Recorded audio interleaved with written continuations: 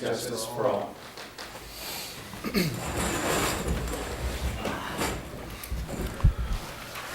Thank you and welcome to the April 1st, 2020, April Fool. Yeah, there you go, that's it. April 1st, 2019, Reedfield Select Board meeting. If it is the pleasure of the Select Board, immediately after minutes and warrants, I would ask consensus of the Select Board to move up appointments, which would be Maura Moody, if she is here, and Paul Bissett, who is being added to the agenda, up to after 19094, and the discussion with Mr. Ledoux, our town assessing agent, as well. Is that the pleasure of the board? That is the Yes. pleasure, I second that. Thank you. We don't need to have a motion on that, though. So we'll proceed with the minutes of the Select Board meeting for March 18th, 2019. I move that we accept the minutes as submitted for March 18, 2019. And as you make that, could we make that motion with the small correction on the second paragraph of page 2 to change the word mount to amount? Sure. I'll second that. It's been moved and seconded to approve the minutes as presented with a small spelling correction. Any discussion on the motion? All in favor? Chris took over duties for warrant, and if you'll proceed, Chris. Okay. We have warrant 40 A and B, 40 A and B, and 41. And A and B are the state fees, Thank you. and 40 is the regular warrant, and 41 is the payroll.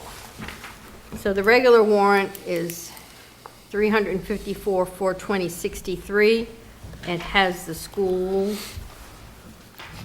payment of $296,413, and Cushing's snowplow contract for $27,395.78. Is that the last one, Eric? No, we've got One more? One more, I believe, yeah. And other than that, if anyone has any questions, Fairly customary. yep. Any questions? Could I have a motion, Chris? Okay, I move that we accept this warrant 40 A, B, and 41 for $373,727.63. I second that. Okay, it's been moved and seconded to approve the warrants in your packets, 40 and 41, in the amount of $373,727.63. Is there any discussion on the motion? All in favor? Thank you. We'll circulate this for signature now. And, Paul, will you please go right up there to the microphone? If you would, and introduce yourself. Paul, this is, I think you've served on town committees before, correct? But not for a while? The Budget Committee 20 years ago. Oh, okay. Ancient history, right? It was disbanded. Yeah.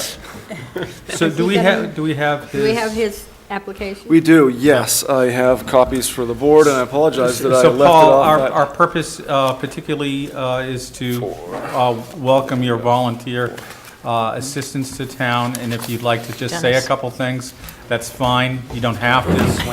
And then if there's any questions from the board, other than thank yous. Yeah. No, I use the trails all the time. I ride my bicycle on them. I'd say a couple of days a week when the weather's better. And I've been meaning, through procrastination, I think I wanted to volunteer last year, and the weeks, days go by, and, but so really all I've got to say. I'm thinking more in terms of physical labor as much as anything else. Well, they certainly need that. Strong backs and weak minds, although I do know you're an engineer. So, any other questions for Paul? No, just thank you Yes, for I have volunteering. one question that is apropos of nothing. Do you have a son named Matt? I did. I still do, yes, but he's in Detroit now. I know that's an awful answer. I think I went to the theater club. Oh, okay, That's yeah. all. That was Yeah, my he's question. in Detroit now as a music, he got his degree as a music therapist. With Claire? Yeah, with Claire, yeah. Okay. They're married. Thank you, I appreciate it. Thank you Yeah. for indulging me. I would make a motion that we appoint Paul Bissett to the Trails Committee for a position starting tonight and ending on 6/30/2020. I second that. Okay. It's been moved and seconded to approve this application. Is there any discussion on the motion? Seeing none, all in favor? Thank you, Paul. You're welcome to Thank you stay, very you're much. welcum to leave. No, I've got, I You're understand. not the only one that does that. right, take care, yeah. Mr. Ledoux, if you would, please. Basically, we're taking item number 19098 out of order, which is an update and discussion with the town assessing agent. And David, perhaps you just introduce yourself, your background a little bit, and go right ahead. Jump right in. My name is David Ledoux. I'm the assessing agent for the Board of Assessors for the town of Reedfield. Been working in this position since November of 17. For the prior 39 years, I worked at Maine Revenue Services, 30 plus of those years in the property tax division, my last 12 years as the director. One of the things I'm going to talk about a little bit is state valuation. State valuation was something which I was a supervisor of for 10 years when I was at Maine Revenue Services. State valuation is the state's process of equalizing the assessed value for each municipality in the state. And the state valuation is used in education, subsidy, revenue sharing, and county tax formulas. So it's a critical process. And it's a good time to be talking about that because there are a couple things that we probably should discuss and need to discuss at some point. But I'll sort of lay it out for you. Maine Revenue Services just certified their 2019 state valuation in January, but we had that information going back to late last summer and into the fall. Essentially, the state valuation report recently adopted showed that the average ratio for properties, residential type properties in Reedfield is about 90%, or it is at 90% according to their standard. That number is sort of a critical trip point in that each year municipal assessors are required to certify what's called the certified ratio with the state. That is the ratio at which the assessors believe that all assessments reflect a fair market value. But with the adopted state valuation showing that we're at 90% currently, according to their report, that number becomes critical with respect to the homestead exemption and the certified ratio, because in the statute it says you can certify something within 10% of your relevant ratio. We're at 90%, 10% of 90 is 9 points, which means we're 1 point shy of being able to certify 100% in Reedfield for this coming year. What that means with respect to taxpayers is that things like the homestead exemption, the veterans exemption, tree growth values, those would all be factored by the town certified ratio. And if you certify 100%, then you can give full $20,000 homestead exemption. If you're certifying 99%, then you are required by law to reduce that $20,000 by 1%. And I haven't done the math, so I'm not going to try to fake it right now. But it just means that you have to start thinking about adjustments. Either a reduction in the adjustment for the certified ratio that we use, or implementing some sort of an adjustment in values within the municipality to bring them up to a point where you can certify 100%, give the full $20,000 homestead exemption and $6,000 veterans exemption. Part of what I've been doing in recent weeks is trying to figure out if we were to do an adjustment within the municipality, how best to do that. Is it you do an across the board type of adjustment, adjust all properties by 5%, 10%, to make sure that we can give our homeowners the full 100% homestead exemption? Or do we, agree to certify less?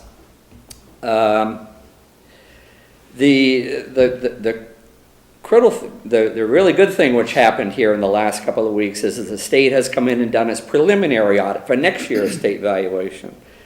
And looking at the sales information, we're going to be dropping a little bit further. My sense is we won't drop below 85%. Currently, we're at 90%, according to the state. Next year, I think what we're going to get for a certification ratio is right around 85%. So what that means is, if you're going to do an adjustment for this year so that you can legitimately certify 100%, if you make that adjustment large enough, like a 10% adjustment, then that will actually carry over into next year's certification as well. So next year, we would not have to do an adjustment.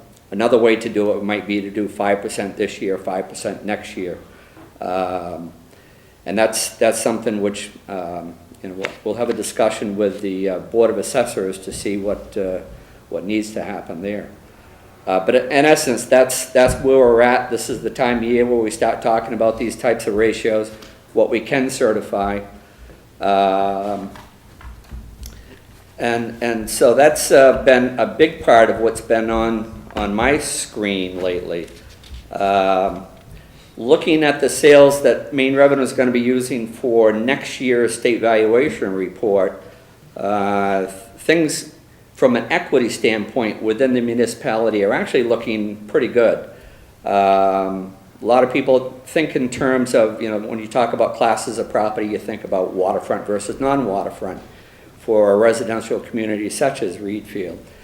And with respect to that, the gap between waterfront and non-waterfront ratios has actually shrunk in recent years. Residential ratio has dropped by, over the last 3 years, by about 11%, waterfront ratio by 7%, meaning that non-waterfront property values are actually going up at a faster rate than waterfront properties, which means that the difference between the two has narrowed considerably. Overall ratio 85%, residential's at 86, waterfront's at 82. Quite honestly, it doesn't get much better than that unless you have a really good company to do a reval. So I'm very pleased with those numbers. I wish I could take some credit for it, but it's just the way they've fallen. So that's one of the decisions that'll be coming up. As far as new construction, new growth, I was just talking with the town manager before the meeting. Looking at, I'm guessing a little over 1% growth in new value this year. Ideally in a municipality, your growth in new construction, value attributable to new construction, will actually be a higher percent than your budget goes up, because when that happens, your mill rate goes down. But unfortunately, like most municipalities in the state, municipal budgets, school budgets, county budgets, typically go up at a faster rate than new construction, and therefore you do get a mill rate increase over time. Mill rate is simply dividing what needs to be raised to fund the services for municipality, school, and county, divide that by the total value of assessed property in town. So when your numerator is going up faster than your denominator, your mill rate's just going to go up. And that's just what happens with most towns year to year. So you got your budgeting process going on at this point.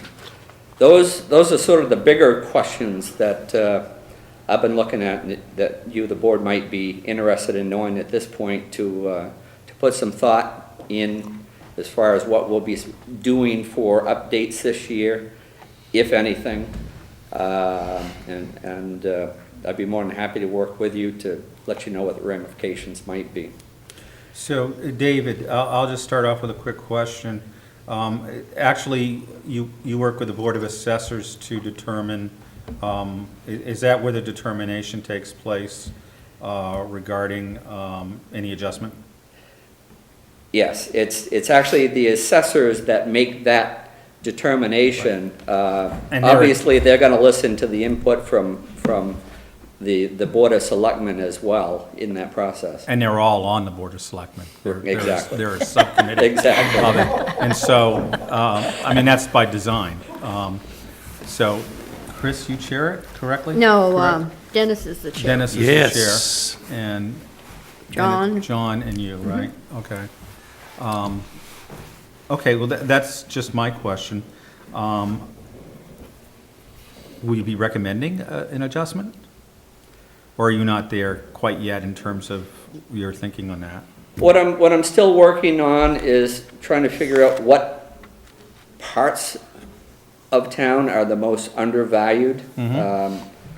Ideally, you do an adjustment across the board, a revaluation, or updating some of the areas of town that are lower in value compared to fair market value than others, and you'd be doing a greater adjustment to those that are of a lower ratio compared to market, to sort of equalize everything. So that's what I'll be looking at Yeah. in the next month or so, to figure out if there are neighborhoods, areas of town, types of properties that are demonstrably lower in assessment ratio than the rest of the municipality.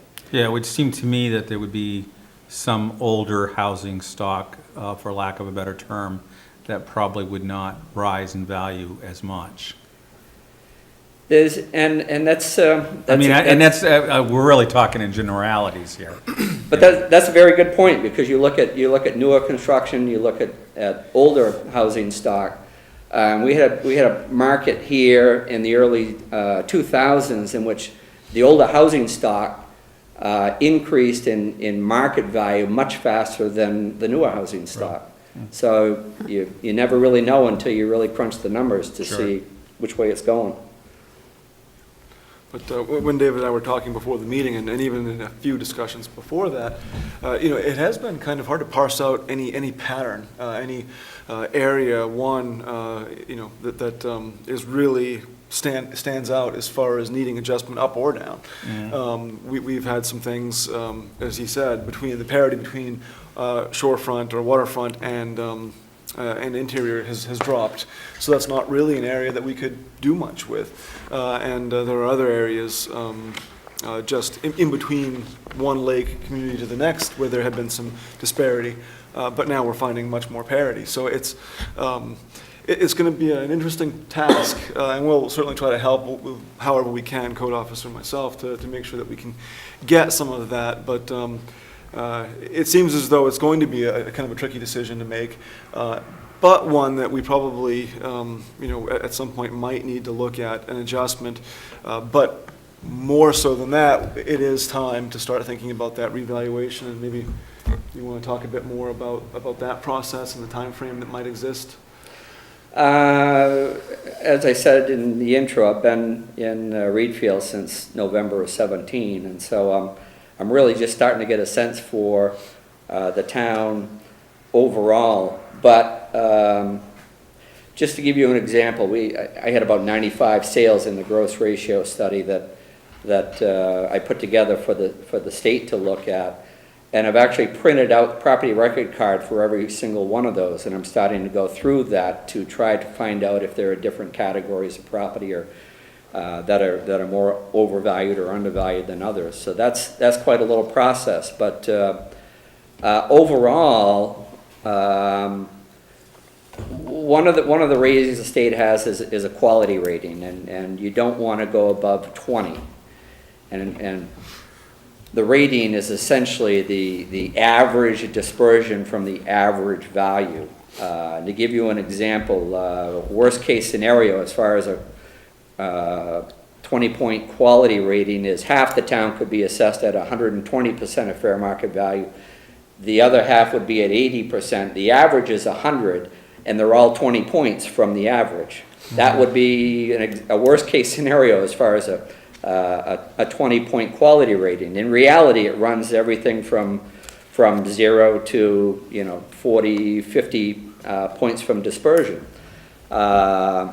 And so the quality rating for Reedville 15 is actually pretty good for a rural residential municipality with as many sales as we have here.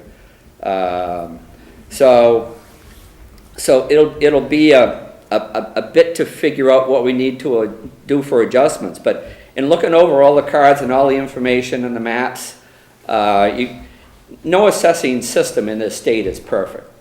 And there are some municipalities that don't even have tax maps, don't even have property record cards. There's still a few towns in the state that actually hand print their commitment book.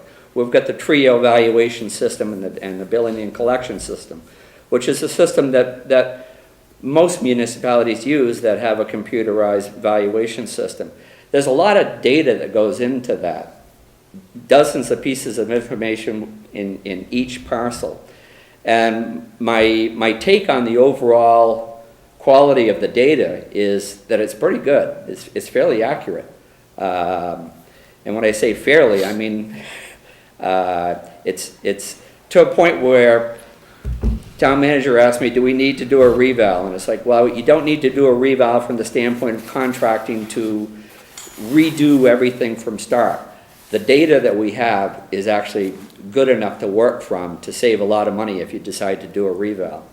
Are you at a point where you need a revaluation? No. Are you at a point where you need to do some adjusting? When you get down to 85%, you got to think about it. You don't have to do anything until you get down to 70%.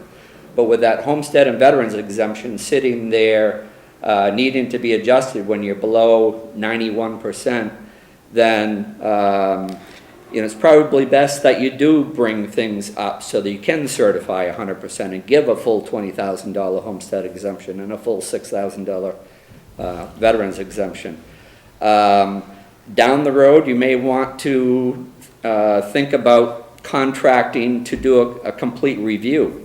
Not a complete relisting of everything, but a review of the information. Those types of contracts for revaluations are typically quite a bit less than a full-blown revaluation. And there's a myth out there you have to do a reval every 10 years. You don't by statute. The Constitution says you have to do a general valuation every 10 years, but you want to do it when you need it, not when you get to some magic 10-year or 20-year increment. This year, the board may decide to do a 10% adjustment, in which case, in the eyes of the state, you won't have to do anything for at least a couple of years. That'll get you into 2021, and at that point, you may want to consider contracting with a firm to do a complete review. So I find that very interesting. You've given me some new information. So we've been saving so much a year for a revaluation and probably feeding into that myth of 10 years. But I think we have quite a few years of savings now. And you're telling us that there are some alternatives that are less expensive but fairly thorough in review process that we can undertake that, for example, if an adjustment was made this year, in a couple of years, we could do this review, which might put us on a track for another half a dozen years, with obviously oversight and adjustment. Exactly, right. But that's possible because your records are so good, correct? Yeah, whoever did the records before me did a pretty good job. And it's not like the system has fallen completely apart. The data is 90% good. And the other 10%, well, sometimes it doesn't make a difference, sometimes it makes a big difference. Mm-hmm. And my job is to try to figure out where it makes a big difference to see if we can do some tweakings in the next year or two and avoid that bigger review process. The bigger review process, I think, is something that more and more municipalities are getting into doing than the complete revaluation. If you're going to change computer systems, assessing systems, you might consider a full-blown reval, but in the long term, and I say long term, at least say 2 years out, I don't see a need for any big investment. You might want to plan for 2, 3, 4 years out to do an overall review process. David, do any of those review steps, possibilities, do they have a field component? That's the biggest part of it, quite honestly, is Yeah. going out in the field. To see. That's where you find the new addition. Yeah, you have a very good code system here. At least my experience with it has been very good. There's a lot of municipalities that don't.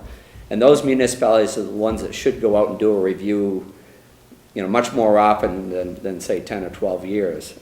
Probably every 3, 4, or 5 years. So, and when you're out doing the review, you do see new construction going on. If they didn't get a permit, you can pick that up. I picked up 1 or 2 properties last year that didn't have a permit, but that's been a very good source of information. In fact, this is my working printout, and the ones that I have in yellow are the ones that I gotta hit this year. Absolutely. I keep telling Eric I've only got 2 days a month, and I can't do everything that I want to do, but those are the properties that I've got to get out and hit. Those are the bigger new construction projects. But you have to prioritize, when you have a limited time, you have to prioritize. So you go after the full house builds and the garages and the barns and that type of thing. And what you save for last are decks and internal improvements where you really got to spend some time, knock on the door, and get into the property.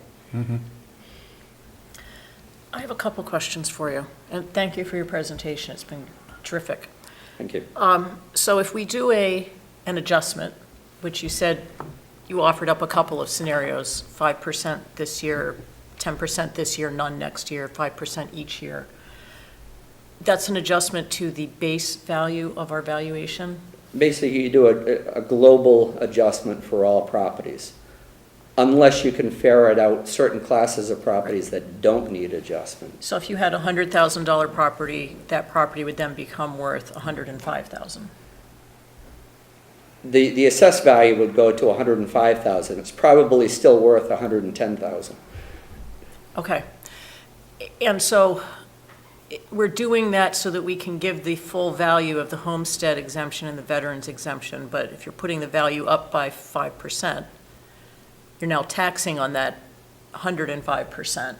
So when you're giving your 20%, you're still coming out with more money to the town.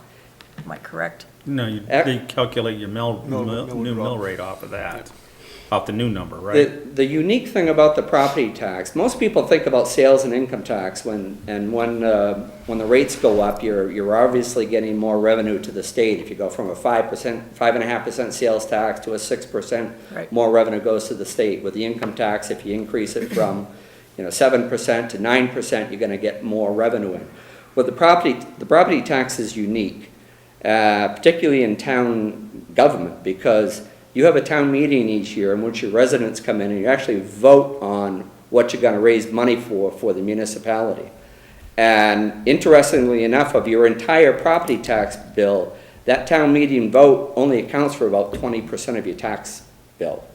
You got county taxes of another 5%, and your schools are 75%. So in order for voters to get the full say in what their taxes are going to be each year, you have to go to the school budget meeting, you have to go to the municipal budget meeting, and you have to go to the county budget meeting and make your presence known. Otherwise, your town meeting is only controlling about 20 to 25% of your total property tax bill. But you got those three components, and those determine the total amount that needs to be raised. The value is the variable here, in that I'm trying to go out and discover as much new value as I can to increase that denominator to reduce the rate. The more value I get in, the less the rate is, but you raise the same amount of money, whether I go out and pick up $100,000 in new value or $5 million in new value. Right. So if the value were to increase, then and the expenses are staying level, then the mill rate would actually drop, That is correct. but you're still getting the same amount of money. That's correct. Okay. And so you're saying that we can make an adjustment to that annually or less often, or we can do a review, or we can do a revaluation. So why, what is the justification for just doing it across the board 5%, say, and not doing a review? The idea of the review is to make sure you picked up everything that needs to be taxed and that everybody is essentially placed on a level playing field. Okay. Equity is the key with respect to property tax administration. Everyone needs to be treated fairly, with valuation, fair market value being the standard and the absolute goal. So right now, when I say the state's going to say we're at 85%, what they're actually looking at is all of the sales for 2017 and all the sales for 2018. It doesn't even take into account the sales that have occurred since the 1st of January for this year. So this 85% is really, it's in our rearview mirror, even though it's another year out before it gets implemented. So you have that 2-year lag, if you will, with their preliminary numbers, so you know where you're going. So we're at 90% last year, we're going to be somewhere around 85% this year. Market continues the way it is, we're going to be at 80% next year. And 70% is the magic number where you really need to do something. The quality rating tells you how badly you need to do it. And that's not screaming right now saying we need to do an adjustment. So when you do a global adjustment, it really does nothing for the quality. It's just bringing the ratio up so that we can give a full $20,000 homestead exemption to the homeowners. Is the valuation, is that what the state uses when they calculate money we have coming back from revenue sharing? Yes. So the better we are in our valuation, the more we're going to get back from the state? Not really. Because what the state does is they come in and they measure two things. Number one, they measure how much new value there is in town compared to the prior year. But they're also looking globally at how much property values overall have either gone up, stayed the same, or gone down. And they're making the state valuation as an adjustment of those two factors to come up with the theoretical 100% value. They do that for every municipality in the state every year. And their intent is to establish a level playing field between Reedfield and Mount Vernon and Wayne and Manchester and Augusta and Portland when it comes to the sharing of education subsidy dollars, revenue sharing dollars, county tax assessments. The municipal component stays within the town, but revenue sharing, education, county goes to the entire county. Revenue sharing and education go to the entire state. So it's two different standards, but they start with the local assessed value. If we were at 10% of fair market value in this town, theoretically, state valuation wouldn't be any different than it is. Because instead of marking up the values by 90% to get to, overall, to 100%, they only have to mark it up by 15%, we'll say, to get to that number. So they're using a bit of a different formula. They're using a bit of a different formula. It's a tried and true formula since the mid-1970s. They keep tweaking it to make it better, just like we try to tweak our local assessments to make them more equitable. So we could do an adjustment, or we could do a review, and both would probably have the net effect of the mill rate number would go down. The amount of tax you pay would not. That's correct. The difference in the amount of tax you need to raise is that changes every year too. And unfortunately for most towns, that goes up every single year. Well, one of the concerns that we've discussed on the board that we hear about often from people is, well, taxes in Reedfield are so much higher than they are in town X. And I'm not sure about that because I haven't gone and researched other towns, but I know that the mill rates can be very different. But that doesn't mean that what you're paying for tax is actually different, because it depends on your valuation. But it's a number that the public seems to focus on, especially the public who is purchasing property. And they're looking and they're saying, well, I don't want to buy in this town because their mill rate is 5 higher than it is in another town. Do you find that to hold true from your experience, that people have that perception? Absolutely. And here's another good piece of information for everybody.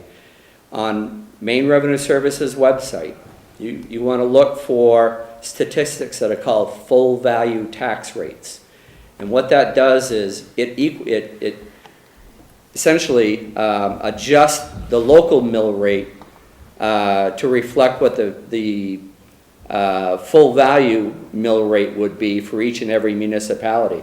You can have one municipality assessing at 50% of fair market value in a mill rate of 20, and the next town over is at 100%. Identical town in all respects. They're assessing at 100%, and the mill rate's going to be half what the other town is. But your taxes are going to be the same on the properties, because when you equalize it, your mill rate is still the same, is still the equalized rate. There is on Maine Revenue Service's website the equalized full value tax rate for every single municipality in the state, and the history goes back some 20 or 30 years. So you can actually see how Reedfield's grown. You can look at other towns and see how they've grown over the years. That is the fairest measure of seeing how much mill rate changes from year to year for a municipality. And that stability can be really upset by economic changes, and this has been, in some ways, because we're in state government's orbit, a little bit more steady, if you will, than some other areas of the state. I just looked up the mill rate for Millnocket, for example. It's $32.50, which is, people would scream about. Of course, houses up there are selling for $40,000 and $45,000 in town. But it's indicative of what kind of change Millnocket's gone through in the last 10 years. That's an excellent example. Historically, town of Mexico has had one of the highest tax rates in this in the state. And the larger municipalities down in Washington County have typically had high mill rates as well. So is there a perceived advantage to the public who doesn't access that information? And I suppose we could publicize it much more widely, which would probably be a good idea, that we make an adjustment so that the mill rate is seen to be more in line with neighboring towns. That would be the source for it. And if you'd like, I could actually go online and print down, say, Kennebec County or any number of towns to give a multi-year history and give that to the board through Eric and let you take a look at it and see how you do compare. Yeah, it's great. Well, I'm all set with the presentation and everything tonight, and I really look forward to you working with the Board of Assessors and deciding how to approach next year or so. Or a couple of years, and we'll look forward to their recommendation and actions in regard to that. And I really thank you for your expertise that you bring to the town of Reedfield. It's just great having you on board. Yeah. You're here. I'm sort of a geek when it comes to this stuff. Thank you for having me. Thank you. Thank Yeah, you. absolutely. Thank you, David. So our Board of Assessors has not yet made a determination for this year that will It affect has this not been budget. official. That is correct. Okay, and so that's something that happens every year, that is going to happen as we get That closer is to correct. actually assigning taxes. Yes, Yeah. ma'am. Right. Great. And then as far as correct me if I'm wrong, Eric Oh, we or will. Dennis, if we were to do a reval, for example, or a major investment in a review, that would actually go into the town warrant. That would, yeah. Yeah, we Had to, would, yeah. because we would say we would appropriate Oh, yeah. $50,000 or $100,000. Yeah, we'd have to. make this expenditure. From So- reserve. Right. Yeah, and it would be just, about a year out for a full revaluation. It might even be more than a year. But for the review that David's talking about, that would be something that if we wanted to happen in '21, we would budget for in '20. Right, For so that's a example. budget consideration. So what I wanted to Yeah. clear the air about was that, that piece, okay, that really, an adjustment is the only game at this point for 2000, for the current year. Yeah, now that it is for this current fiscal year, Right. that's right. And that's so it's something- 2020. So it's something to think about 2020, yes. in the budget process. Do we want to invest in that review or a reval or something of that nature?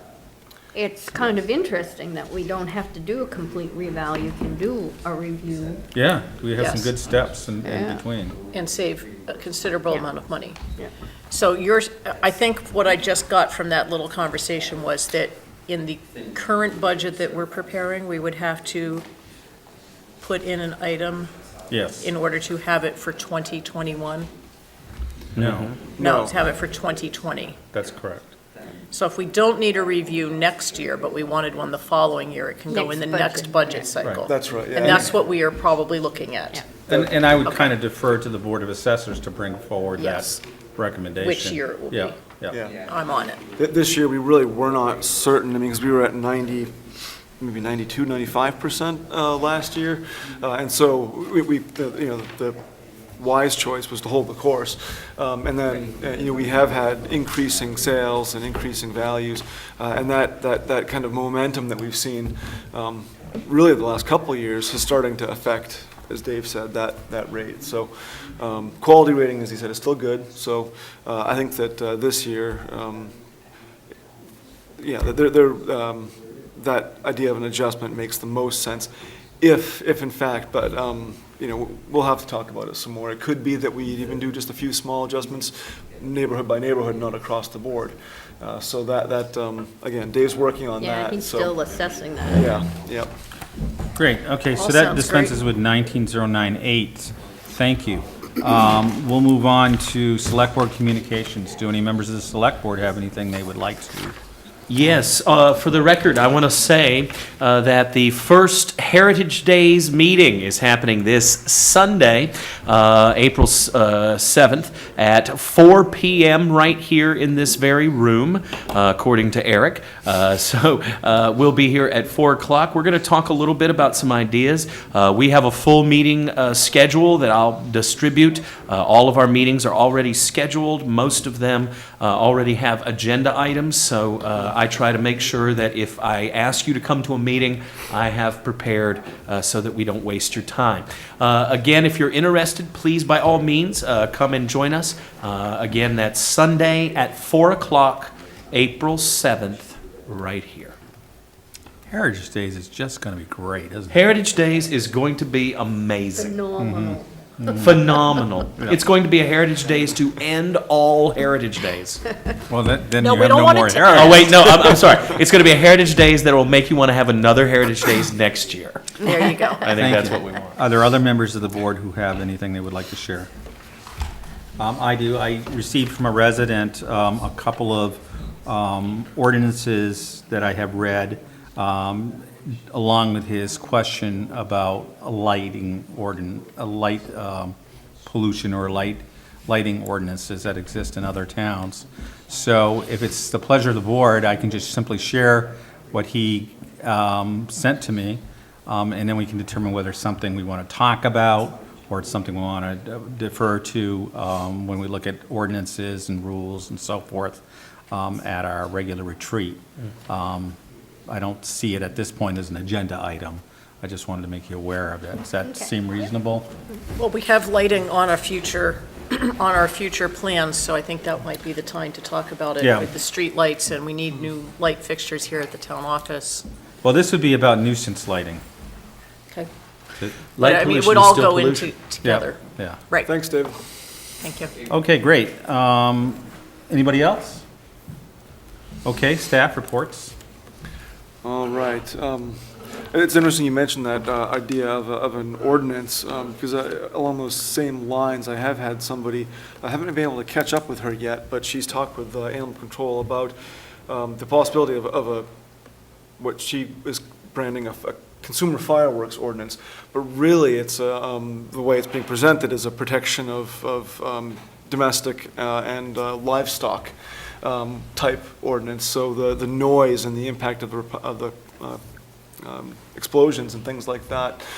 So I think that there's a few things out there in the community that people have an interest in. But yeah, I just wanted to make the board aware that I have had questions about that.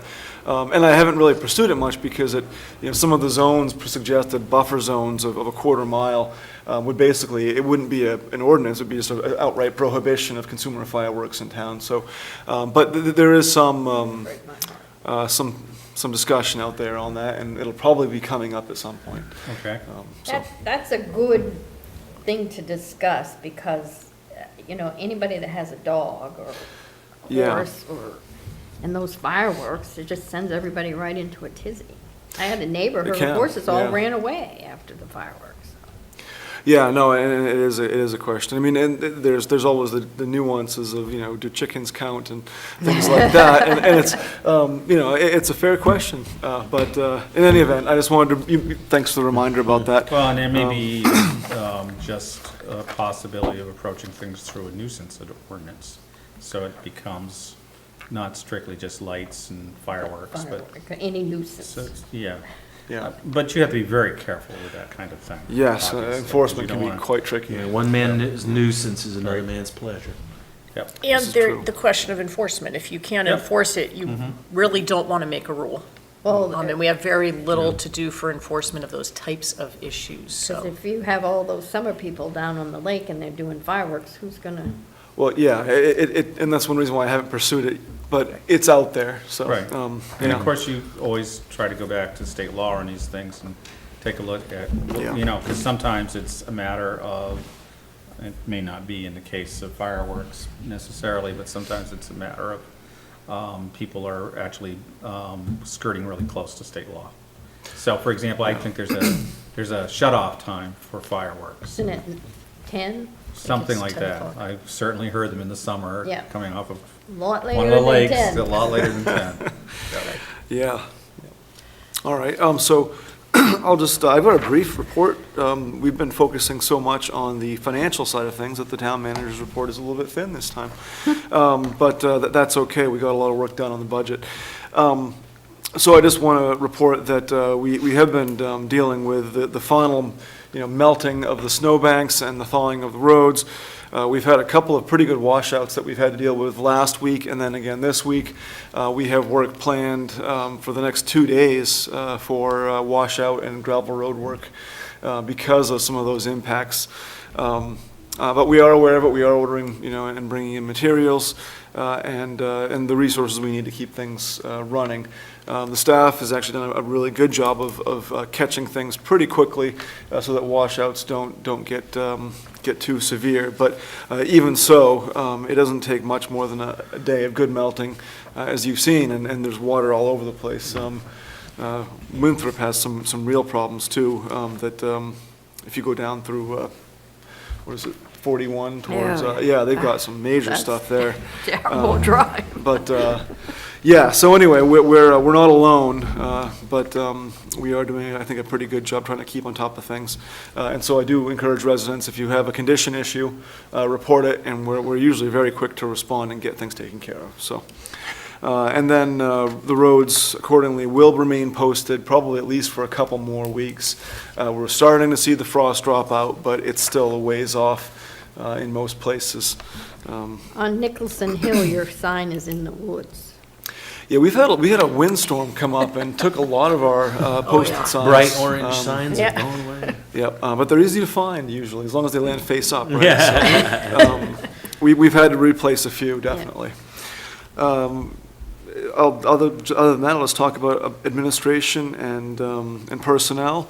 We had several staff out the last couple of weeks here and there with illness, so I want to thank the public for their patience in standing in line at the counter and waiting for us to call them back instead of that standard, thank you for calling the town of Reedfield, because we just haven't been able to keep staff in on a heavy enough rotation the last couple of weeks to really do that on a regular basis. So thanks everybody for their patience. Likewise, our code officer was out for a lot of the prior month. He is back in full-time now. We're very glad to have him back, so I want to thank Cliff Buck for his excellent support in filling in during that time, and also the public for their patience as it's taken a little while to get caught back up again on dealing with code issues. We had a staff meeting on Thursday of last week to go through standard quarterly things, trainings and the like. So we're continuing to keep our staff up to snuff as far as state requirements, federal requirements, and our own expectations for their work. And last point I have here is that Deb Nichols really has continued to do a fantastic job stepping into that clerk role.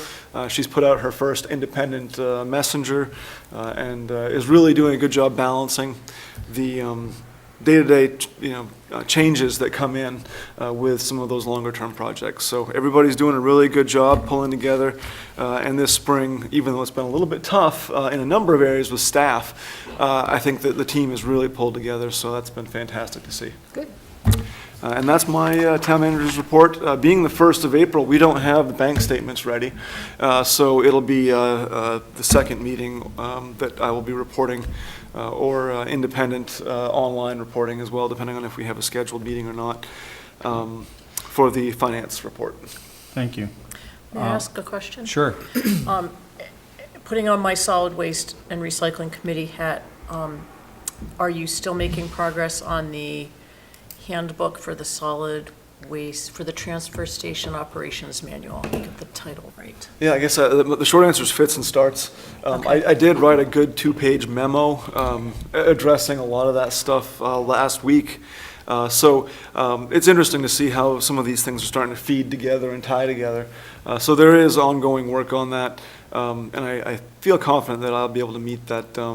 I guess we're looking, 2 weeks from? Yes, I think we're going to have to from Wednesday? postpone it till the following Wednesday, maybe the 23rd of April, because people will be away during the school vacation Yeah, week. yeah. So that deadline, I think, whether it was the present or the perhaps extended, we also have some vacancies coming up too, I think, in a couple towns that we need to Yes. work on. But yeah, still continuing to make progress on that report and Great, manual. okay. Thank you. Anything else? Okay, great. We'll move on to just mention that on boards, committees, commissions, and departments, I want to thank the Budget Committee for their minutes of January 17th and February 12th, which I do read, by the way, and I would ask Eric to just get back to the Budget Committee, take a look at the fourth paragraph. I think there's a typo in there in terms of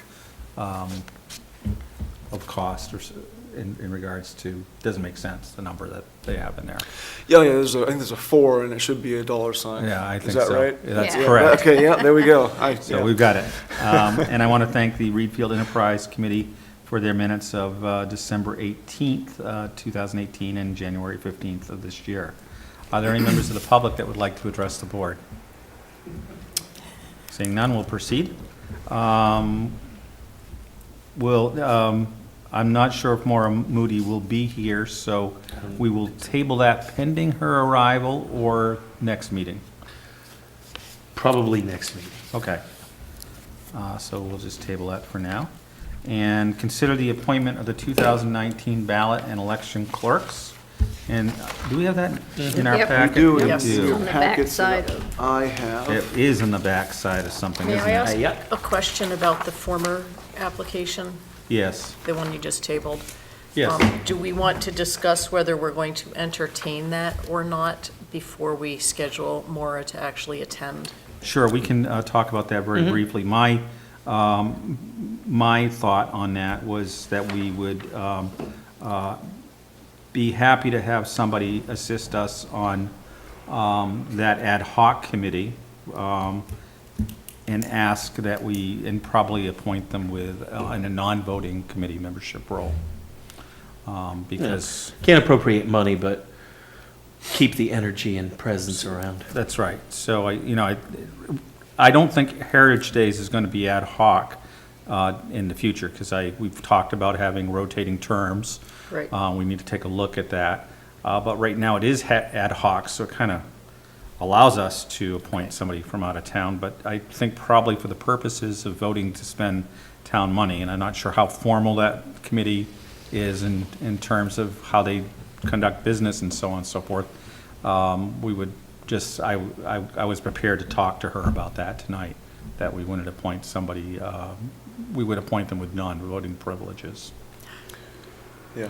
That's fine with me, I just didn't want to if we weren't going to entertain the application, I didn't want to have Have her to come have her in. come in. Yeah, yeah. And then say, well, gee, Yeah. we don't really think we can do this. So if it's something that Right. we're all willing to entertain, then I think it's great to have her Yeah. come. I mean, it's a person who wants to really be involved, has connections to town, Yeah, and this is a good place. Yeah, she's the director of the Boys and Girls Club in Yep. Auburn, and So it's just a good, good resource. That's great. Yeah.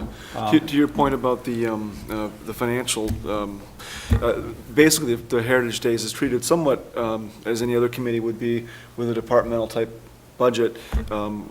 They don't spend money without, excuse me, without getting authorization from me, basically. So we had a good discussion last year, even though it wasn't Heritage Day, it was kind of a dry run.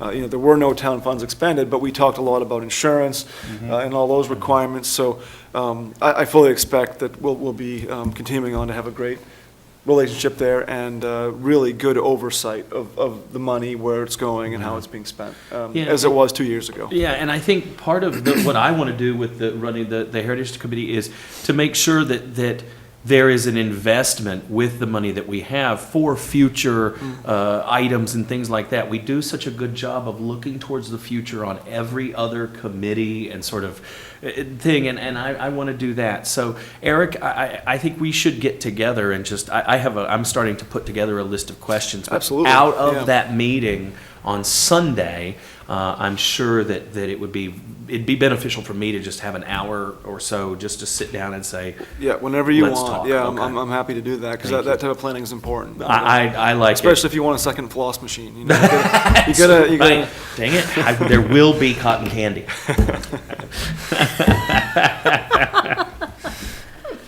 And so- Library has a popcorn, or is it the town has? We actually have a hot dog steamer, a popcorn maker, a snow cone maker. I don't think we have a floss machine yet. I think that might be the one thing in our arsenal that's just Missing. missing. We gotta figure that So, yeah, we'll work on it. Would you like a motion on the next one? Yes, so let's go ahead and proceed Yeah. with the appointment of the ballot and election clerks. I would make a motion to accept the appointment of the 2019 ballot and election clerks as presented. Second? Been moved and seconded to approve appointment of the 2019 ballot and election clerks as presented in the packet. Any discussion on that motion? Just thanks to the folks who are there. Right. Great, thank you. All in favor? You got something Pass right that here. around. Yes. Fiscal year 2019 and 2020 budget and warrant review. I'm not sure we're actually going to need 30 minutes for this, but we'll see. We have actually done due diligence and process on a number of items. Yeah, didn't we already approve everything except, Yep, what I'll do is I'll go into those individual items. okay. Yeah, they're highlighted for your convenience. For our Sign this. convenience, Yeah. you gotta sign that. Yes, I understand. So Eric, did you have anything you wanted to bring up before I go into this? Were there any updates or anything that I should be aware of? No, this is the same information that was presented at the budget meeting on the 28th. The warrant language has been, the non-financial warrant language has been adjusted for the last, I think it's 2 or 3, save the very last article, the ones relating to Heritage Days, what was the other one?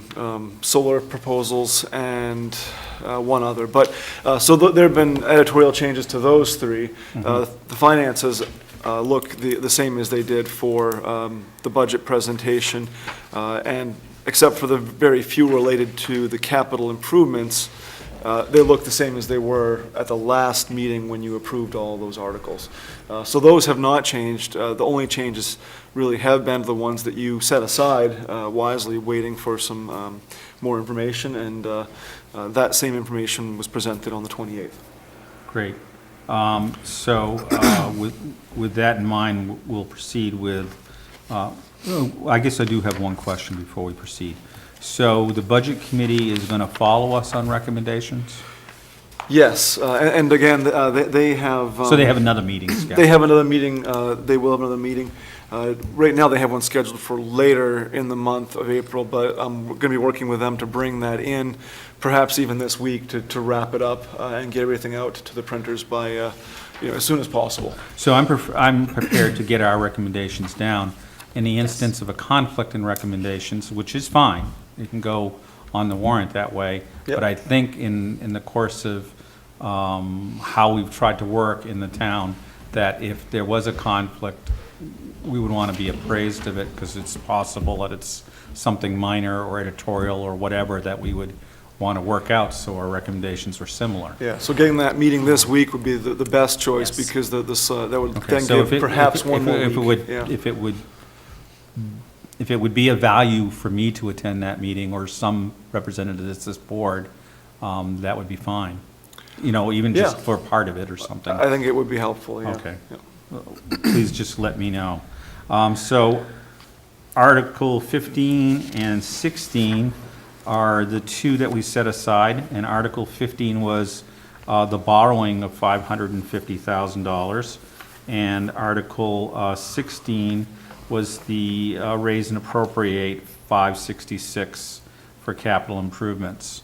I'm going to move that we recommend a yes vote for Articles 15 and 16. I'll second that. Okay, this has been moved and seconded. Let's get into the discussion, if there is any. So 15 is the bond, and 16 is the other stuff? That's exactly right. Thank you, sir. correct. Yeah. Appreciate it. Just, And to be clear, the other stuff that is the includes dentist, yeah. Yeah, but it's. use of it's- undesignated fund, other Right. sources of capital revenue, and more generally, other equipment and other capital needs. So it's not just related to that prior article, Yeah. but there's other capital needs there as well. Yeah, And there's and, roads and right, and that was, I wanted to make sure that, exactly, that Right, question. so was- 15 is the bond, Mhm. and 16 is other capital improvements that have to be done. Right, So- but it includes the town buildings improvements as a major line within. Okay, so the that. bond is included in 16. No, the No, bond no. is separate. So, Okay. and the language is pretty, if you kind of focus in on it, but we are looking to appropriate and also raise through the bonding Okay. on Article 15.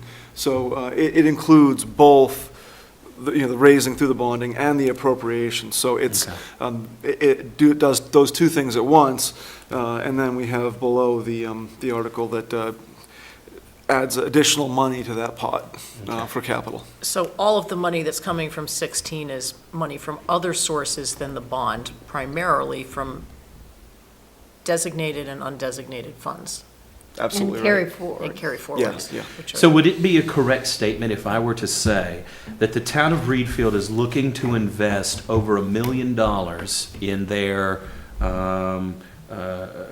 their infrastructure? Exactly right. Okay. Yeah. Thank you, That's sir. exactly right. And I Some of that's just, ongoing kinds of Sure, investments we absolutely, normally absolutely. make. But to me, that's an important thing Yeah, to say. and a And, big- and it's gonna be done without raising the mill rate. Right, absolutely right. So there's going to be no, it's all gain and no pain, it seems. Yeah, it's use of funds that we've either intentionally set aside or may have allowed to build up over the last few years in the undesignated fund. So dare I say, foresight planning has helped us be able to cover that and make that zero change happen. It has, and looking Yeah. forward a few years even more, we don't expect to see, say, a spike in the mill rate because of, additional expenses coming up. This is part of a long-term plan that really does, I think, balance out infrastructure needs, the mill rate, all those things. Yeah. Thank you. So the question I would ask Eric on 15 and 16 is, after the meeting on the 28th of March, we've had a couple days to as things have proceeded. Any other surprises or concerns from? No surprises, no updates. Yeah. Really, things stand very much where they were. We need to do the engineering work to really get a good understanding of what the final numbers will be. Generally speaking, I'm comfortable. The engineers, trying to get an engineer and an architect to commit to something at a public meeting, it's harder than, most things I've had to do in my career. But I think that we're in a good place. We have sufficient resources to do most, if not all, of what we want. And if not, we have contingencies and ways to work through that that are... Or modifications. Or modifications that are responsible and attainable. Yep. So, And I just want to make 2 notes on Article 15, which is the bond. At the meeting last week, you said you put in a 3.5% interest rate, which is over 0.5% higher than the current bond bank yes. rate. So we've built in some leeway there, so that may be lower. And True. it is also to borrow up to, we are not definitely borrowing the $550,000. It will depend on the project costs. Another good point, yeah. And I expect that interest rate will be lower. The Fed has said they don't plan on raising rates for another year, interest rates, and that is a main driver of what we see in our bond rates. So when we go out to bond, we should be somewhere less than 3.25%, I think, so. So those clarifications are good clarifications to note, but I guess I would add, we're probably going to be pretty close to that 550, I would anticipate, in order to imagine. do the job that we... But I just like that. I mean, that's a former strategy that we did with the Morettacook Dam, is to say, it avoids the, oh, by the way, we needed this much more, because we won't do that. And like you said, I think in an earlier meeting, that's a PR destroyer, so. Yeah. Cool, yeah. thank you. So the interest rate might be fairly stable, but we know that the construction costs Yeah. continue to inch up, so. Okay, we have a motion on the floor for a yes recommendation by the Board of Select Persons for Article 15 and 16. All in favor? Aye. Aye, Kat. We're ready for Okay. you. Okay, great. Right. And I'll ask a general question at the end, if we want to take another look at any other ones, just in case. So next was Article 33. We had not made a recommendation on that. I would take a motion on Article 33, and I guess this was awaiting just some update information. Yeah, we didn't have all the numbers, right? That's why there's nothing. Let me I just, think, well, something was changing because of income. There was some income. I think the change. bond proceeds were going up, and so now that has been put in correctly. yeah, yeah, I think that was right, Catherine. There might have been something Yeah. else in there. It wasn't anything that was show-stopping, so. No, I'll it move was actually the bond proceeds, because we had not made a recommendation on 15. Right. I think we were at 500 last time. Yeah. Yeah. We weren't, so 550. we tabled the whole thing. coming Yeah. back. So can I move to, for the board to approve or recommend Article 33 on the warrant as it's written? I'll Yes. second that. It's been moved and seconded to make a yes recommendation for Article 33. All in favor? Okay, and I could have ganged that one with 34, I'm sorry, I didn't. It's okay. That's okay. Go ahead, Dennis. Then I think it's the same thing, just some plugging numbers. So I would make a motion for the board to recommend Article 34 on the warrant as written. I'll second that. Okay, it's been moved and seconded, and I'm kind of recategorizing this to specifically say it's a yes recommendation. Yes, Because that's okay, what yes, we sir. actually Yeah. print on the Well, ballot is why thank you, yes, yeah. right? Yes. So is there any discussion on these items? I do want to point out that we did make an adjustment, or an addition, I should say, of our recreation dollars. We had an imbalance that we identified between the projected revenue and the projected expenses for the recreation department. We try to make that one balance. And so they will be using an estimated $1,100 in from their designated fund to offset that, so that it wouldn't come out of the general tax rate. So, Sounds like a good use of that. yeah, Yeah, yeah. So, great.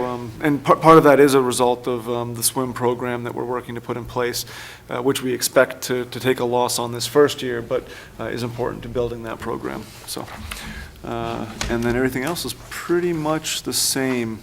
I don't think there's anything that really changed for the designated funds outside of that. Any discussion on 34? All in favor?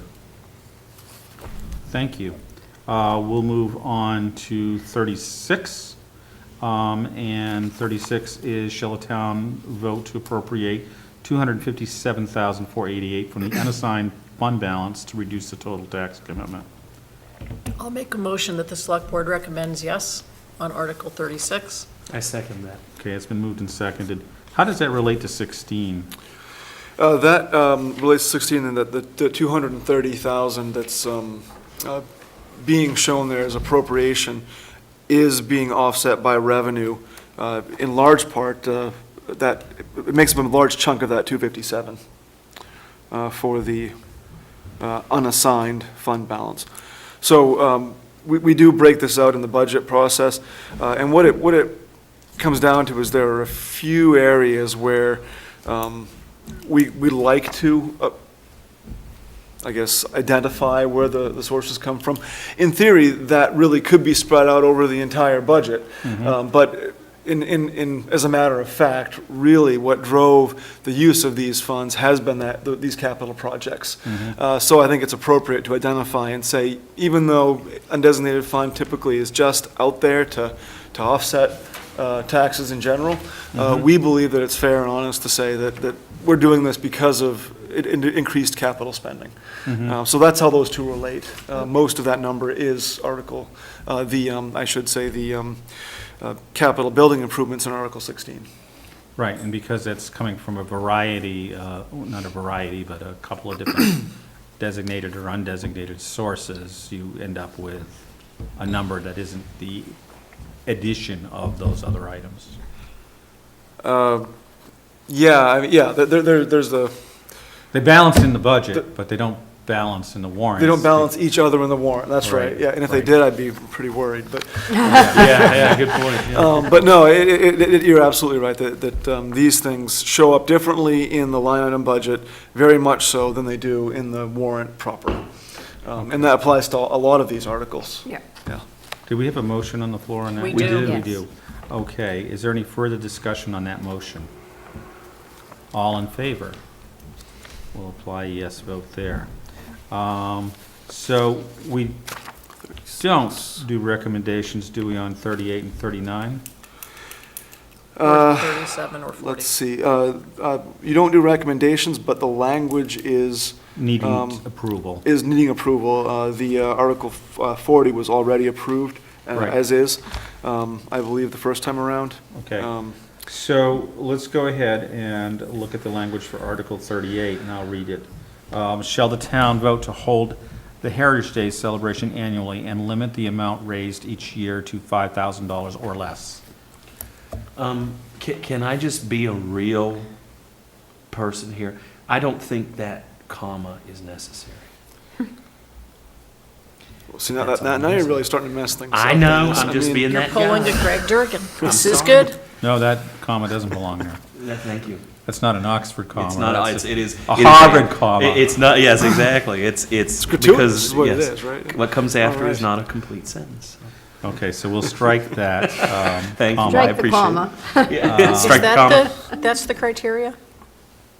Shall the town vote to hold the Heritage Day celebration annually and limit the amount raised each year to $5,000 or less? I think that sounds I think about that right. sounds great. Okay. I'll make, do we need a motion? Do we motion to approve that? I don't think. We would approve the language of it. Okay, yep. As I'll make a amended, motion yeah. to approve Article 38 amended for the comma. Second. It's been moved and seconded to approve the language for our Article 38. Is there any discussion? Seeing none, all in favor? Thank you. So we'll go to 30. Shall a town vote, 39. Yeah, 39? 39, excuse me. Yep, no worries. I was going back over here, I was ready. Shall the town vote to consolidate the following fire department accounts? Physicals, equipment, personal protective gear, tower sites, and water holes into a single reserve account. And if you would just give us a real thumbnail on that, Eric, the reason we're doing that is why, and is the fire department working with us in? Yeah, we've actually been working with the fire department with this for a couple of years now, trying to find better ways to manage their resources. And interestingly, we came to that conclusion a couple of years ago, and our auditor has been kind of pushing that this year as far as the consolidation factor. It is beneficial oftentimes to have your general accounting stay general, and having 7 or 8, I think literally is what we had, individual departments for, fire department reserves, makes it hard to account for. It makes it a little bit harder to understand what the purpose of any particular thing is in some respects. So, for example, if we had a need that maybe split 2 of those accounts, it can be a bit of a challenge to try to figure out where it goes. We've had areas where we've overspent, for example, in radio communications. And right now, we've got just a negative number in the accounting. However, we've got a large surplus in the equipment line for the fire station. We've talked with the chief about this, we've talked to the auditor. One way to resolve it could be to just move the money because it's really similar enough. But that doesn't quite, if you can avoid those type of situations to begin with, you're better off. So there's a number of reasons for doing this. And then also if you have a need that comes up, not just an overrun, but a need, and priorities change over the course of a year. This does give a bit more discretion to the fire department and administration on how to utilize those funds. And it wouldn't just be the fire chief, it wouldn't just be the town manager, it wouldn't just be the select board. The idea is that all of these groups and individuals are working together to manage this, and having a little bit more flexibility is good. So it really comes down to those points, flexibility, ease of management, and also it allows us to do sub-accounting. This does not say that we can't keep track of some of these things independently outside of what we have for an overall financial structure. We probably still will do that, but it does give us some more flexibility. So That's those a are- big thumbnail. Those are some big ones, yeah. I just wanted, I mean, this gives the fire department flexibility too. I mean, if we, for example, just simply have some equipment that's seriously damaged in a Yeah. major fire or something like that, instead we're not staring at money that's sitting in a tower site or something Yeah. like that when we And could we- use it. We've got some legacy housekeeping issues. We've got one of those accounts, I think, has like $25 and change in it. And it's just that type of stuff. Rather than Yeah. having to go to town meeting every 4 or 5 years to clean up things like that, it just makes sense to put it together. Okay. So- Here, the thumbnail, it's sloppy accounting and we're cleaning it up. But I think that, didn't the budget group mention this, or the auditor mention this The auditor, yeah, specifically? specifically, Yes, yes, that's yeah. Okay. And on that note, I would like to ask that, I mean, this is just my request, but I would like to see another article similar to this on next year's warrant that cleans up the rest of the reserve accounts that the auditor mentioned. Yeah, I think that's a great idea. Yep. I'd like Hear, to hear. see this for all departments, just bring them together into manageable categories instead of having 30 or more different reserve accounts. Well, it's almost, I can understand maybe the reasoning perhaps was to have everything in its sort of Ben Franklin compartment and very, Yeah, you know. a this place is for what this- everything and everything in its place. Exactly Yeah, right. yeah. But in this particular instance, it creates more of a sort of sloppy, not necessarily sloppy, but just weird things like. It ends up being sloppy, Okay, because like you yeah. said, you have these accounts that have $20 in them, and then you Right. have, trying to differentiate between what goes where, and then. Right, what's you know, equipment yeah. and what's personal protective gear? Yeah, You is know it, what is I it, mean? yeah, exactly. And yeah. you spend a lot of time on accounting and management of the accounting, which is time wasted that could be spent on something that's meaningful. Yeah, Here, And here. the bottom line for the public to understand is that your line by line budget planning still occurs. Oh, yeah. In other words, we're Absolutely. getting 3 uniforms this year, that's what our plan is, okay? Right, yep. And we have a turnover and we need 4, so we have some flexibility, obviously. No transparency is being lost in No. this. Right. It's in Exactly. fact probably more transparent. Yes, easier to read by the Right. general Yes, public. ma'am. Exactly, yeah. And by that's- the that's a big part auditors. of it. I don't think we have a motion on the floor yet. We do on not. this. I would make a motion to accept Article 39 as presented. I second that. Okay, it's been moved and seconded to approve 39 as presented. We don't have any punctuation problems. Gosh. Any discussion? Or have we had all the discussion? Yeah. Yeah. Okay, all in favor, please. There we go. Thank you. And so we did do 40 last time. Okay, so my final question is there anything we've already made a recommendation on that you would like to now retake up or reconsider? No. No, Okay, we did do 41 also. 41 you did, it was just numbered differently. It was actually earlier on in the queue. And we've done that in years past. Every- And we need to remember, we should probably do these not by article number, but by article title, because then when the numbers change, Yeah. we don't have an Yes. issue of So tracing. you might want to revote, yeah, so in all actuality, you may want to revote on 40 and 41 because the numbers have changed. The intent is certainly clear, but I move that 40 and 41, which were previously approved language-wise, are now titled, be approved by the select board. I second that. All in favor? Yahoo? Okay, great. So now, we just go on to taking a look at what's happening at the bottom here. So this will go to legal? yes, it's already been submitted, actually. Okay. Also, just another highlight is that we did submit the bond language to our bond counsel already, so that it's not just a general legal review, it's a Right. specific review for that article to make sure that we're on track. And does Steve do this legal review? Steve and Kristen Collins Kristen, do yeah. the general review, and Bonnie Martinolich does the, And they usually turn this Bond around counsel. pretty quickly. yeah, they'll have it to us within a couple days here. Okay, great. And you need us to sign this before the 12th of April, is that correct? It depends on what I wrote here. You don't have a date, Um, but you said it has to be signed before. No, it doesn't have to be signed before the 12th of April, that's right, I had that discussion with the clerk. Because there's a difference between putting things together for the ballot and the absentee ballots more particularly. The absentee ballots only require that we have the actual formal ballot. The formal ballot only requires the clerk's signature. It's enough to know that this has been approved by the select board. When we actually post the formal warrant, that's when we need the signatures, and that can happen anytime between now and actually 7 days before town meeting. Of course, we'll do it much more quickly than that. Yes. I expect it'll probably be later in April, or it could be early May that we actually sign that formal document. Of course, the digital versions will be out before that as well, so. Okay. Great. So our work is done.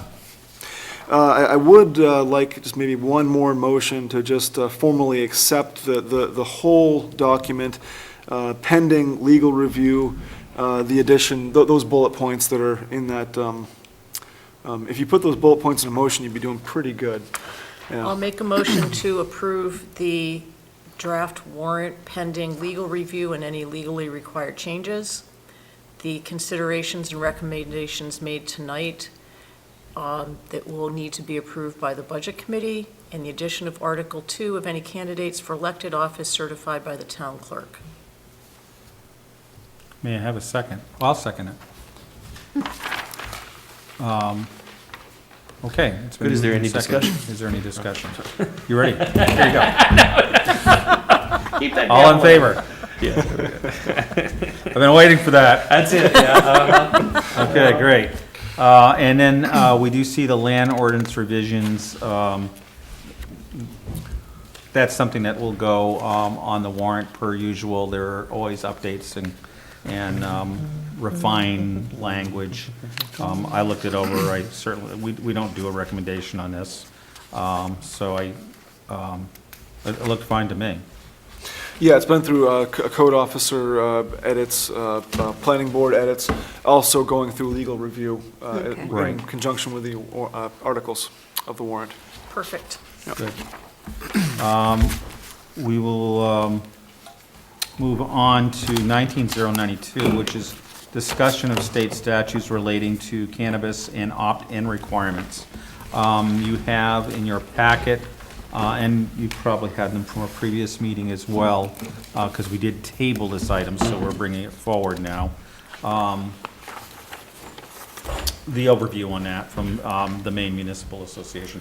Did anybody want to, did you want to speak to this, Eric, or did anybody else want to speak to this? I think your thumbnail just about does it. It's opt-in.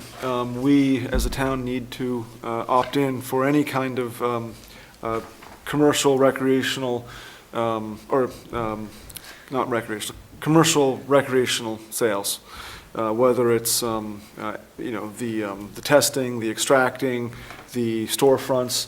And the same Agriculture. agricultural, and the same thing applies. Agriculture's a little bit different, because that falls under, for hemp anyway, falls under state regulation. But it's something that we need to look at. But right now, we don't have to, if we do nothing, nothing happens. So essentially, so let's be very clear here. The recreational use of marijuana is legal in the state of Maine. Yep. Okay? So we're not talking about prohibiting use or anything like that. We That's can't the do that at the law, local level. okay? You're absolutely right. Yep. And this is often misunderstood.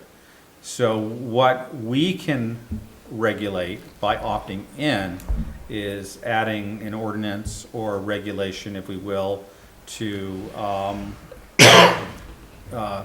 govern things such as storefronts and other uses. And have we had any inquiries? We have had just one, Okay. just one inquiry. And that was that home was business? It was somebody looking to because, and this is a little bit separate from the medical side as well in some ways. The caregiving aspect of this, again, just like recreational use, caregiving, perfectly fine in the state of Maine as long as the rules at the state level are being followed. This was looking to have a caregiving facility open up a caregiving medical storefront, which would be different than perhaps a recreational storefront. But it wasn't a hard inquiry, in other words? It was a soft inquiry. It was Yeah. just more of a general of what are the rules in Reedfield, and my response was, of course, we need to opt in if we're going to allow anything like that. So my question, and we talked about this within the scope of the select board goals, which was to, I mean, this has been kind of on our radar for It has. a couple years. At least while 2 the- years, While yeah. the, while the state, Figured out what they wanted to do, yeah. okay, and so what the state did is the state said, well, we have a law, so now you guys decide on local. Yeah. So I think either, I don't even know if there's interest in an ordinance or if there's interest in regulation in Reedfield.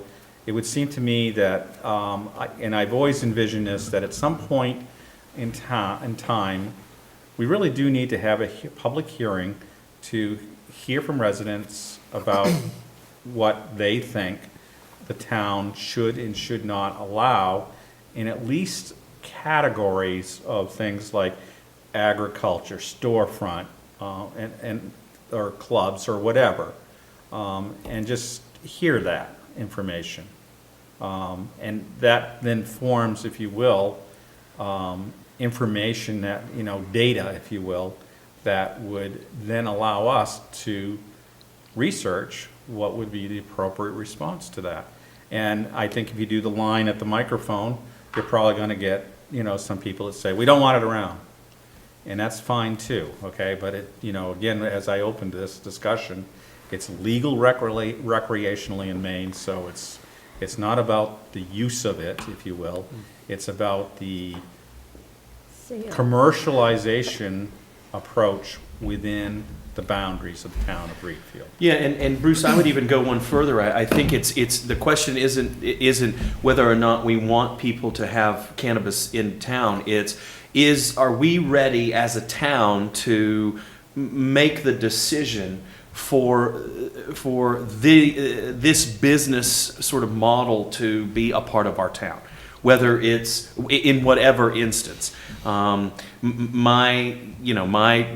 my contention is that, Reed Field is a great place for business, and certainly I think it would behoove Reed Field to pursue cannabis industries because it's here. It's not whether or not we want it to be or not. So I'm all for this, and I hope that we can. I'd rather have it sooner than later because I want to make sure that if the fall timeline, which is sort of what is being talked about, we go into fall knowing where Reed Field stands. I just want to make one clarification. State law prohibits social clubs for marijuana. That is correct. Okay. And that was something you mentioned. So as people are, Okay, I'm sorry. there will not Oh, be yeah. marijuana social- bars. Right. You there are may no not social have a clubs, right. restaurant where you serve it up. Yeah. And so, and this, we have no control over what people do in their own homes, which is the 3 mature plants, 12 immature, and unlimited seedlings. Yeah. Right. Because There's that's al- a oh, yeah. state thing. We're talking Yeah. about the business part. Can a cannabis-related business open in Reed Field? Right, and That's the question. And Right, then- and not only that, we can then apply appropriate and reasonable licensing Absolutely. requirements and fees that would make sense. Just like any other business. Yep. Yeah. but maybe not have 6 within 2 miles, as has happened in Manchester. I Oh think my that's Lord, I there's think another that's a good point, and I think that luckily our neighbors to the north are understanding more about the sort of green mile that I call it, so to speak. But it is certainly, I think, when you opt in to have that kind of control, you are able to dictate how that landscape takes shape in your town. And I think you're absolutely right. I'm not sure they put a lot of thought into how that was happening, because there's so many in a very condensed area, which could be for traffic, but that's just something people in Reed Field will consider. Are you going to have a space where you would have a density of a particular industry? So, Yes, and I think, just if, I'm sorry, I know you want to go, but I also think that Reed Field is more, I think they're more conducive to the agriculture of it, to be honest, the cultivation would be where I rather think than the Reed Field. storefront aspect. Yes, ma'am, I believe so. When you look at available storefront areas, a lot of the storefront areas, certainly downtown, are within what we would call sort of the zone of the schools, because that's a state law. There's a certain setback. So even if you go to, let's say, where the Miranda Cook Market used to be, you have the elementary school. Downtown, you have the Maple School. So that's just my gut tells me that Reed Field is more conducive to the cultivation. Well, and I Fair think if we're process. going to have a public hearing, it would be very useful to have those setbacks already identified, Mm-hmm. so that people wouldn't have to come and belabor a point that isn't an option to begin with. So, Right, we don't want it so- near our schools. Well, good, because that can't happen. Right, so, it can only be in these areas on a map, and then let's discuss what the town wants to do there. And I think that's a great Mm-hmm. idea. Let's try and schedule that. So my thinking on the timing of this is, we don't want to confuse any of this with the upcoming election. Not at all. Because we have a budget and everything to deliver. So I would recommend that the new select board, which is just simply going to pick this up, I would just say, as a continuance goal. Yeah. Because it was a multi-year goal, schedule that pretty quickly. Yeah. And let's get this one checked off. Right, Sometime let's in the get summer. through let's get And through the done. Yep. town meeting, and then we'll. And I do want to say,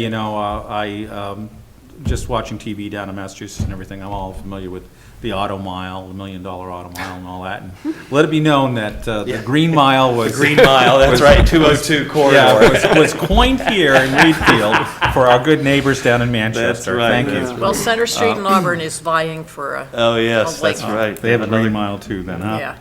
Okay, great. We're all set with that item. Consider a liquor license for the Weather Vane Restaurant. You have before you in your packet the liquor license renewal for the Weather Vane, a longstanding part of a facility in Reed Field under the continuing ownership that we've had for a number of years. I read it's a complete application. Yep. I'm assuming the town recommends approval. Yeah, and the one note I would make, we haven't had any complaints about this, any concerns. We did have a lengthy public hearing last year on this, and as a renewal, you know, and certainly following a public hearing, that the board does, and I would suggest formally waive the hearing requirement prior to or as part of any approval. Okay. I would make a motion to waive the hearing required and approve the application for a Class 11 Spiritus Vinous and Malt Restaurant Lounge liquor license for the, I'm going to get this right, North Shore Restaurant Corp. Doing business as the Weathervane Restaurant and Lounge for the coming year. I second that. Okay, any discussion? It's been moved and seconded to approve this license. Seeing none, all in favor? Thank you. All Great. right. I'll pass And this around. 19097, we have a note in your packet, 99. 99, I'm sorry, Oh, God. which is broadband. So this is a group that's been started, Eric? Yes, And I remember this being brought up at a previous meeting. yeah, that they you were- authorized, I think, participation and a small amount of money to help, Right. 500. 500 to help get things started. So they've gotten things started, excuse me. And so now we're at the point where they're looking to move forward, pursue the actual grant, and if need be, take additional steps to pursue broadband. So they're meeting this Thursday, the 4th, I believe. And so I was hoping that we might find someone to engage and participate with that meeting, but also with the future work of this small group, which seems to be pretty clean in how they put things together. And, you know, this is the first meeting they've had, so I don't think they're going to be doing, you know, weekly meetings or anything like that. But Do they have a grant writer? they do. That was the 500 per Okay. town was to secure someone to help with that process. So this is a working group to move the thing along and inform back to the member community. Exactly. It's very much a liaison type Okay. position. And so it's not meeting twice a week. No, it wouldn't be doing the heavy lifting of the grant writing. It might be bringing back and saying, hey, we have a need to write a letter of support, or Right. we are looking at this direction and this scope at this cost. And We probably could some be- self-education on what Yeah, some of the terminology absolutely. and connectivity issues might be. Is there anybody just biting at the bit to do this? No, thank you. No. Okay, I'll do it.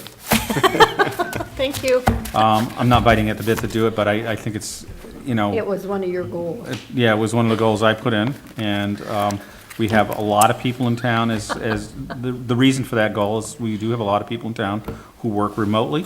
And so, on their behalf, and I work remotely, so I think on everybody's behalf, Well, it if makes if you hadn't sense. spoken up, I would have. Oh, Oh, you were just a little too quick. Now you put your gavel in it. Chris will be my alternate, This is everyone's alternate. that's right. Okay, so I don't think we need to do any motion in regards to that, so I'll try to do my best to bring back information as it occurs. I thought I would just quickly check what people wanted to do in regards to meeting this month.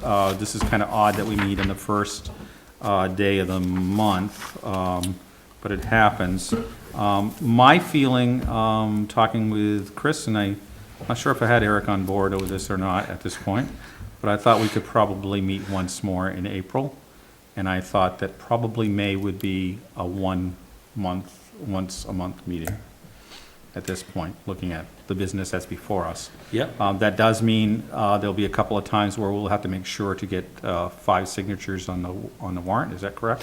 Yeah, outside of a standard Right. meeting, but Okay. that's, And again, you've done it before. just for so. the public, Yeah.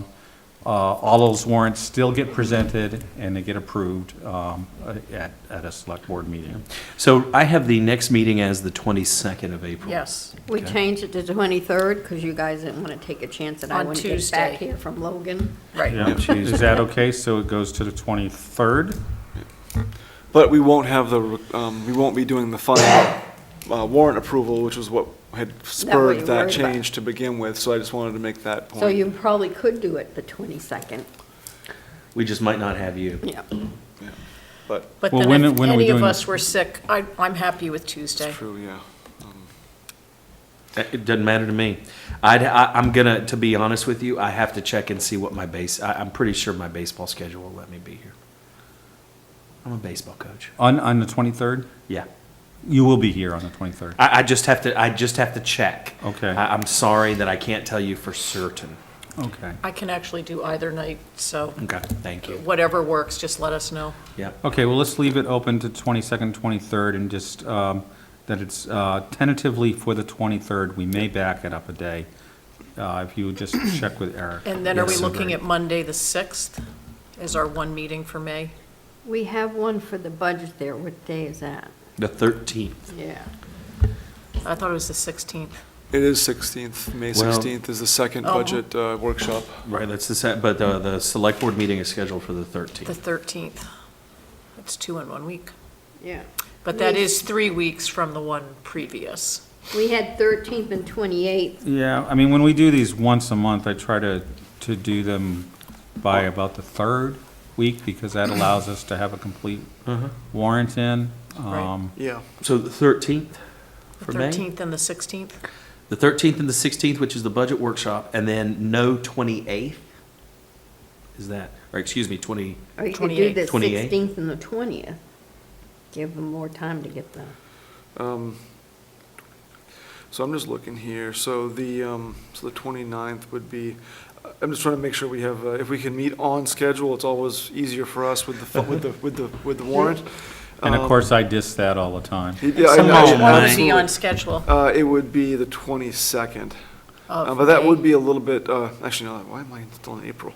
How did Yeah, that I was happen? like, the Something- Wednesday? something- Something So we happened, are, no. yeah, we're having one April 22nd or 23rd. So the 13th actually would be on schedule, and that I think would be ideal. the 13th, and then no to the 28th? So the 13th, the 16th, and no 28th. No 28th. Wait a minute, I am do I have deleting these it right? from my calendar. Do you realize that's a big to-doings? Okay. Okay, the 16th is the public budget.